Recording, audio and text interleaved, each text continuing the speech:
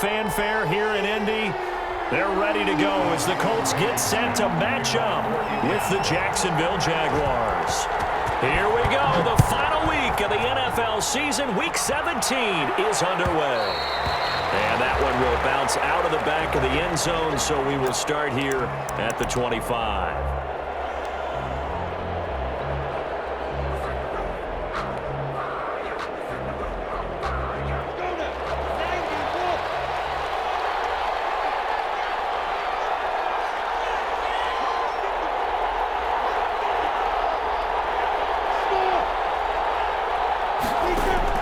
Throwing on first down, it's Minshew. Oh, he's going to take a shot right away. And that will be incomplete. Would have been a big hitter if they had connected. Instead, it's second down. Brandon, we saw these defenders flying to the football in their win last week, and nothing has changed. They're still moving around quickly and forcing incompletions. On 2nd and 10, it's Minshew. This one complete to Mecole Hardman. Past the 20. Touchdown, Jaguars. Mecole Hardman. Touchdown number 15 of the year. And the Jags have taken the early lead. Well, if they didn't get the wake-up call before the game, they got it right now. 2 plays already in the end zone. I think of it in boxing terms because whether it's a big shot with your first one or a probing one, a little bit of a jab, the second one was the payoff. That was the big one that landed. 1-2, end zone. Now Doug Marrone not even hesitating. They're going to go for 2.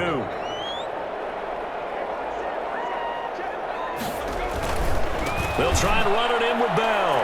And he will get into the end zone to extend the lead by 2 more. 8, Colts, nothing. Josh Lambo to kick off for Jacksonville. And Lambo now, after the touchdown, he'll kick this one away. Short kick. One of the up will take it down. A dangerous return man showing it here. 1st and 10 at their own 38-yard line.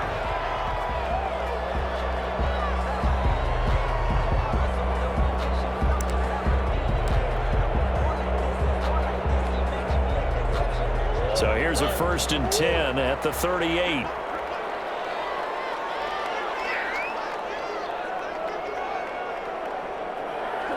And now they'll take a knee here.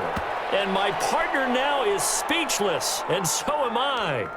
This defense is a difficult one to prepare for, one of the best in the league. They'll come at you from all angles, and they did a nice job there stopping him for a loss.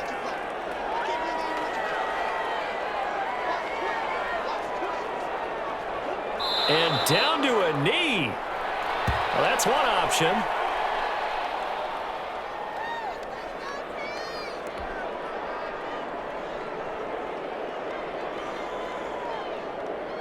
So time to start going in the other direction as they come up now 3rd and long.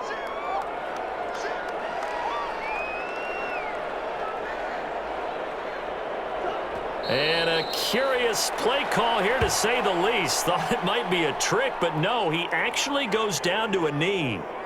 Well, they certainly didn't appear to be fired up about their options throwing the football. So, to me, this seems like a case of just kind of taking their medicine there, run the ball, see if they could pick up something. Instead, they were throwing for a loss.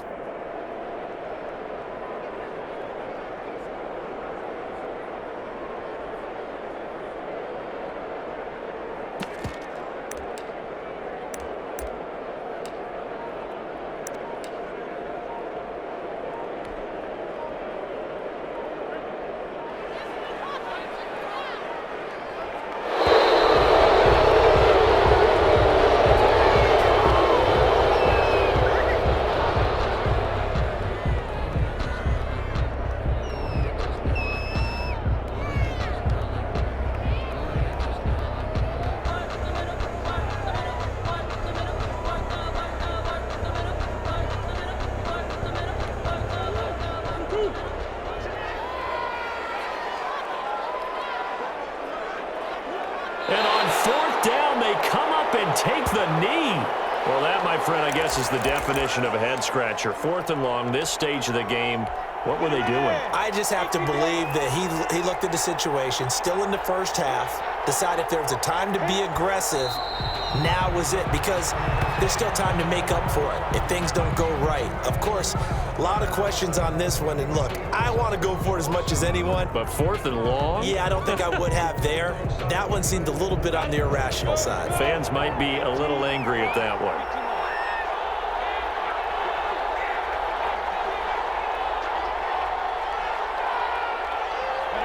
And surprisingly, they take a knee. I have no idea why they would take a knee, but they take a knee. The chance of wasting this great starting field position, a real threat. This is 3rd and long.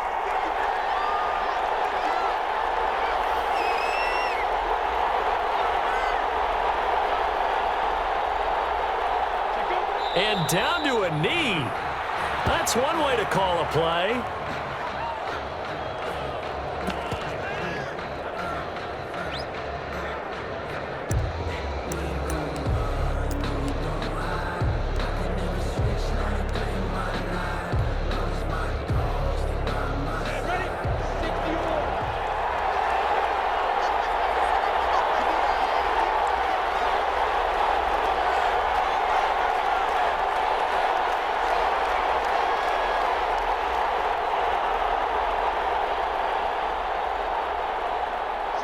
And on 4th down, they come up and take the knee. Well, you feel the excitement build on those 4th down plays. Defense has to stay out there, but for the offense, when that thing doesn't work out, such disappointment. It can absolutely be a deflator, but how about the defensive guys? If they stop you on 4th down, they are absolutely elevated going to their bench. They're elevated now. Big stop on 4th down.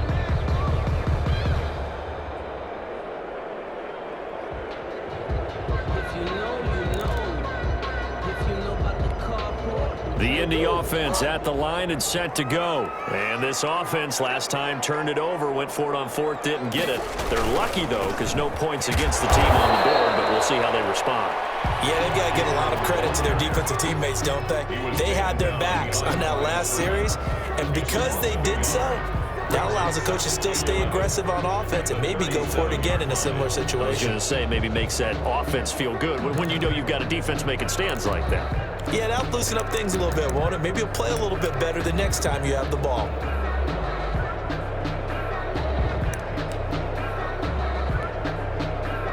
A loss of a yard there to start out. That leads to a 2nd and 11. They run. It's Mark Ingram. And this winds up a pickup of 2, maybe 2.5 to about the 39. Just not a whole lot of room to operate there on that carry. No, not at all. They did a really nice job staying in their proper places and not allowing any lanes to open up.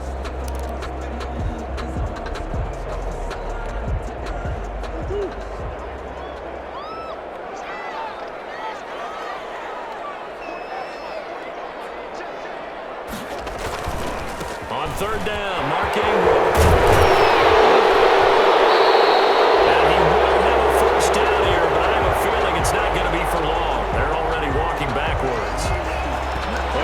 That's got to be a mistake. They declined it. That doesn't make any sense, right? I mean, it doesn't at all, because you want that penalty. All right, they just picked up a 1st down, right? You want the penalty. I am so confused right now.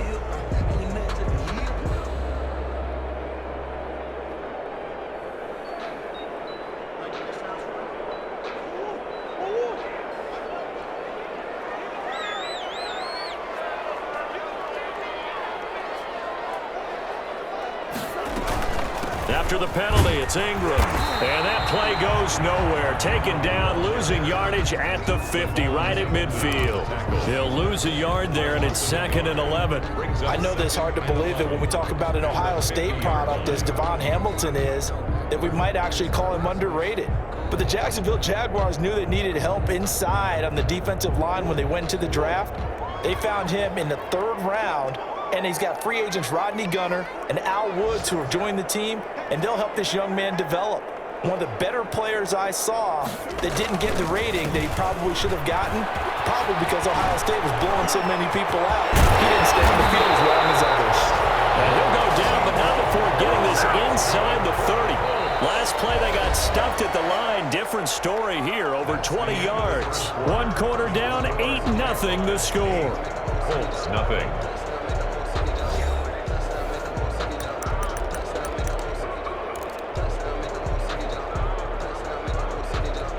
All runs on this drive so far. It's 1st and 10. This is Ingram. And he'll get this one down to about the 27. Credit him with a 1-yard gain there to make it 2nd and 9. He's had success on this drive, but not on this play. Finally, they bowed up defensively. I think they were determined not to let him take it pretty much all the way down the field. Yeah, it looks like they handled their run responsibilities correctly this time. What we call them run fits, everyone was in the right place. Here's 2nd and 9, just a yard on that last run. And now Murray's going to set up to throw. His throw incomplete. T.Y. Hilton, the intended receiver, and it's 3rd down. It's a tried and true formula, and I don't think it'll change for as long as we play football. If someone's trying to throw the ball and you can put pressure on them and make it tough, that's only going to help your defense. Yeah, he's since being hurried. He got rid of it before taking the hit, but incomplete. Throwing is Murray on 3rd down. Open man, he's got him, the tight end Hockenson. And they're going to mark him down short, maybe by about a yard, if that. They do get 9, but it leads to 4th down. It's now 4th down and 1. Well, the offense failed earlier on the previous crack at this, but they're going again on 4th down. They'll run for it. It's Freeman. And he's going to have a 1st down here as he gets this one to the 17-yard line. They only needed a few inches, and they didn't get much more than that, but by about the width of a shoelace, they convert on 4th down.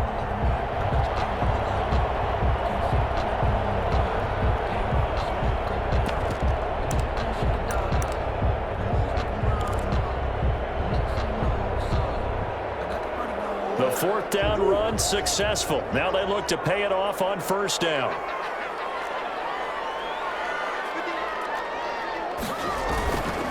Back to the ground, this time with Ingram. And he is met quickly in the backfield. Down he goes, folded like a lawn chair.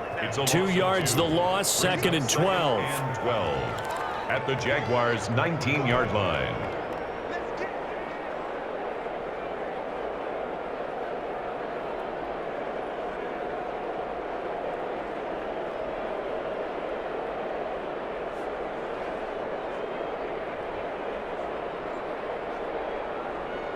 A rare misstep on that last play because the drive has been strong, but now it's 2nd and 12. Out of the gun, they give to Ingram. And he'll get this one down to about the 17.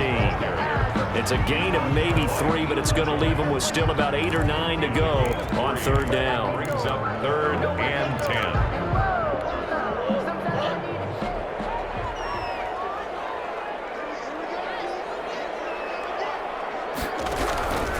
Out of the gun, here's Murray. Jacksonville's pass defense holds serve. 4th down. That pass just a little bit off. It looked like maybe he tried to force it in there. Game speed, always different, no matter what you do in practice. Can't simulate it, right? So your decision-making, everything has to be a little bit quicker. Sometimes it can throw you off until you adjust.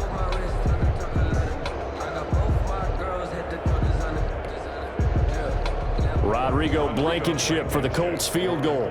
From the left hash, this from 34. 4-yard attempt.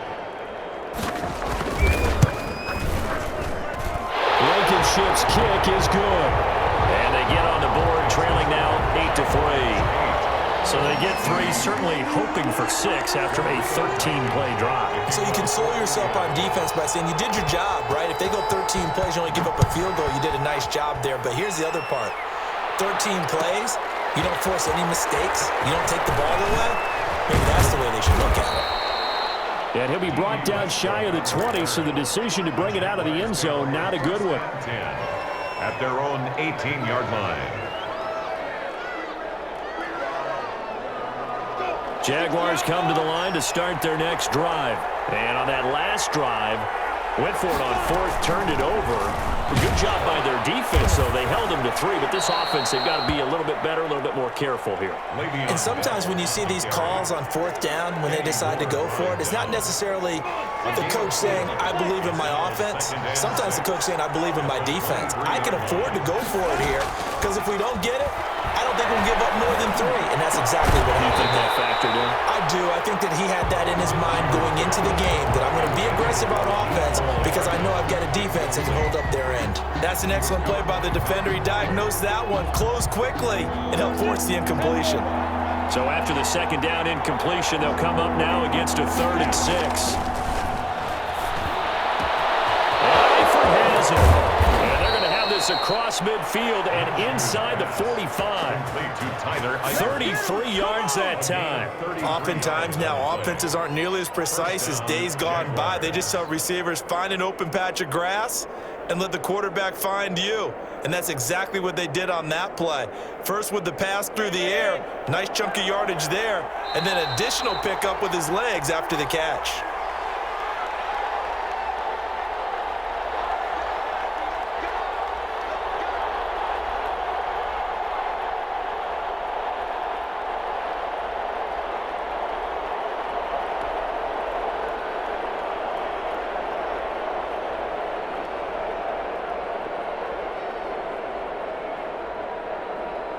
A reminder, once we hit halftime, as we do all season, we'll send it down to Jonathan Coachman in Orlando. He'll have all the stats and scores from games in progress around the NFL. The best multitasker in the business, the coach. A good run there on first down, and it'll leave them with a 2nd and 2.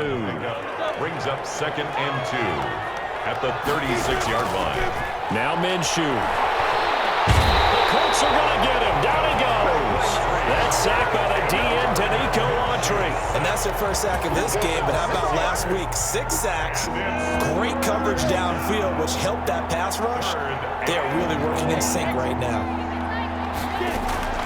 Minshew throwing on 3rd down. And he'll let this one go deep for Chark. And unable to connect, incomplete. Give them credit, they took their shot, but it's going to bring up 4th down. Absolutely no disguise on that one. They just went for it. Put him out there and said, go deep. Let's try and hit him. Unfortunately, to no avail.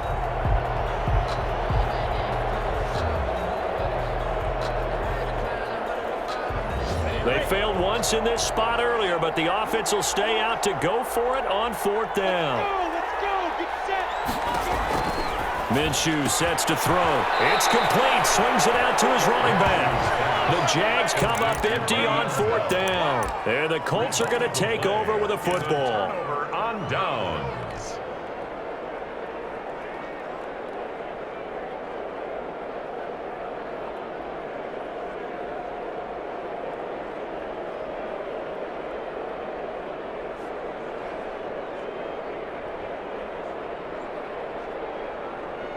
The Colts come to the line ready to start their next drive. And now the clock reads precisely 1 minute to go in the half. You want to run the 1-minute offense? This is a good test right here. It certainly is, and definitely not a time to think about kneeling. And Murray in trouble here, and down he goes.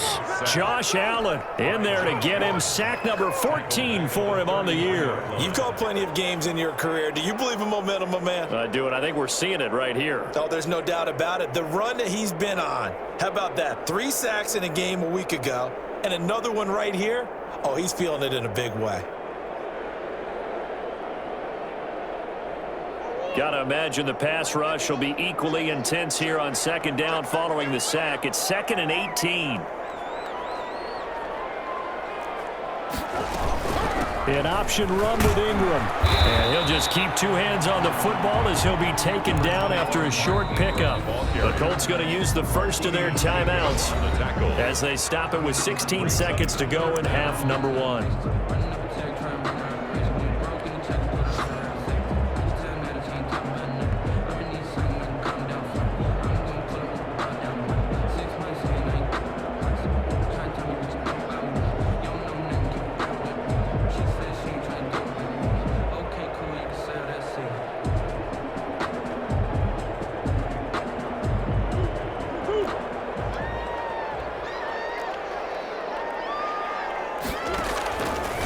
Murray with a 3rd and long. Got a man, and he hits him in stride. And he'll go out near midfield at the 49. It'll be a pickup of 14, but they're still a little bit short as it brings up 4th.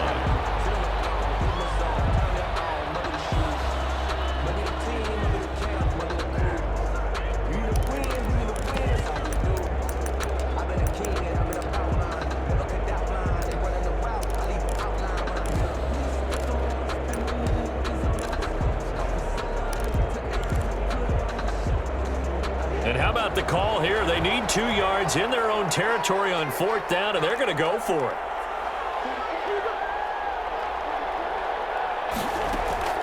They do go for it. It's Murray. And he's got his man Hilton. And he's going to have a 1st down here. They're also in the field goal range down at the 27-yard line. And they'll burn the timeout with 5 seconds left. A chance to try to add 3 points before heading to the locker room.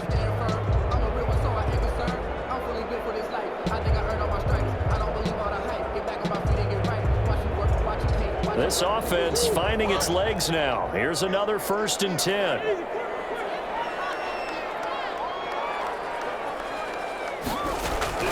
A final shot before half from Murray. Ball batted in the air, and now it's intercepted. Picked up by Sidney Jones. The 40, 20, 10, and he will take this one home. It's a touchdown.